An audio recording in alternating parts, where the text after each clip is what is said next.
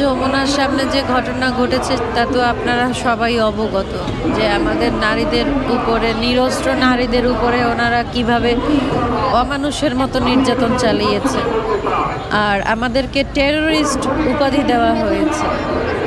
আর আমরা এখন আর কোনোভাবেই মাঠ ছাড়ব না। এই যে দেখেন, আমরা এখানে সবাই শান্তিপূর্ণভাবে বসে আছি, কালকেও কিন্তু এইভাবে সবাই শান্তিপূর্ণভাবেই বসেছিল। আমার স্বরাষ্ট্র উপদেষ্টা মহোদয়ের কাছে প্রশ্ন, যে রাস্তায় বসে থাকা অনশনরত নারীদের উপরে হামলা করার কোনো অধিকার পুলিশের আছে কিনা।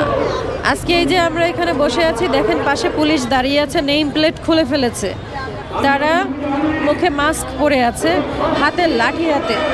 আমরা এখানে যারা আছি, আপনারা একটু সবাইকে ভিডিও করে নেন, যে কাউকে দেখে আপনাদেরকে কোনো রকম কোনো টেররিস্ট মনে হচ্ছে কিনা। প্রত্যেকটা মেয়ে না খেয়ে থাকতে থাকতে অসুস্থ হয়ে গেছে। আমরা আমরণ অনশন কর্মসূচিটা আপাতত স্থগিত করতেছি, কিন্তু আমরা লাগাতার অবস্থান কর্মসূচি পালন করব।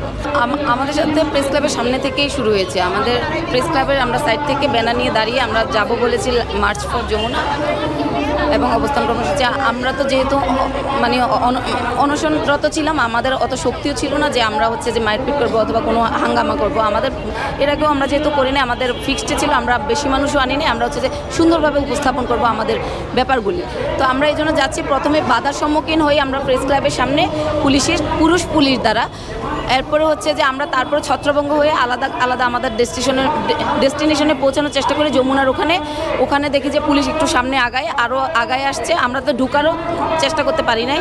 ওখানে মহিলা পুরুষ পুলিশ সহ আমাদেরকে বাধাগ্রস্ত করে। আমাদের হচ্ছে যে এক সহকর্মী, ওকে হচ্ছে যে অনবরত পেটে লাথি মারে, বুট জুতা দিয়ে। মহিলা পুলিশরা হচ্ছে যে আমাদেরকে লাঠি দিয়ে বাড়ি দেয়। আমরা কিছুই করতে পারি, আমরা বসে যাই। তখন আমরা বসে যাওয়ার পরে আমরা ভাবছি যে জিনিসটা ওদেরকে সুন্দর করে বুঝাই বলবো। অবশ্যই একজন নারী হিসেবে, তার চেয়ে একজন মুসলমান হিসেবে ইসলামিক রাষ্ট্রের কাছে আমার কামনা, একজন হিজাবি নারী সে কি পথে পথে লাঞ্ছিত হবে, তাকে হিজাব পরার জন্য তাকে জঙ্গি ট্যাগ দেওয়া হবে, তাকে টেরোরিস্ট বলা হবে। এটা তো ইসলামিক রাষ্ট্রের ভূমিকা হইতে পারে না। নারী পুলিশ এবং পুরুষ পুলিশ উভয়ই আমাকে আঘাত করেছে। অসংখ্য লাইভ ভিডিও আছে, আমাকে প্রচুর আঘাত করা হয়েছে। জুলাই জুতা বলার পর ওরা আমার উপর ঝাঁপায় পড়ছে, বলতেছে ও তো নেতা, ওকে সবার আগে পিটাও।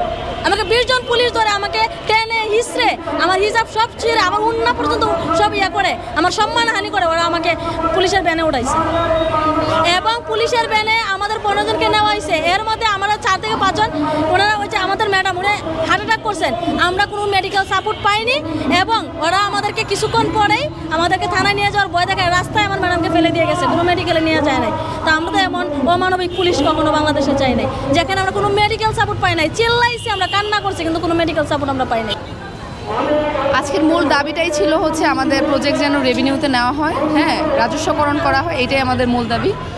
এখন এই দাবি আদায় হওয়ার আগ পর্যন্ত আমরা এই অনশন চালিয়ে যাব। দেখেছেন, আমি একজন ক্যান্সার পেশেন্ট।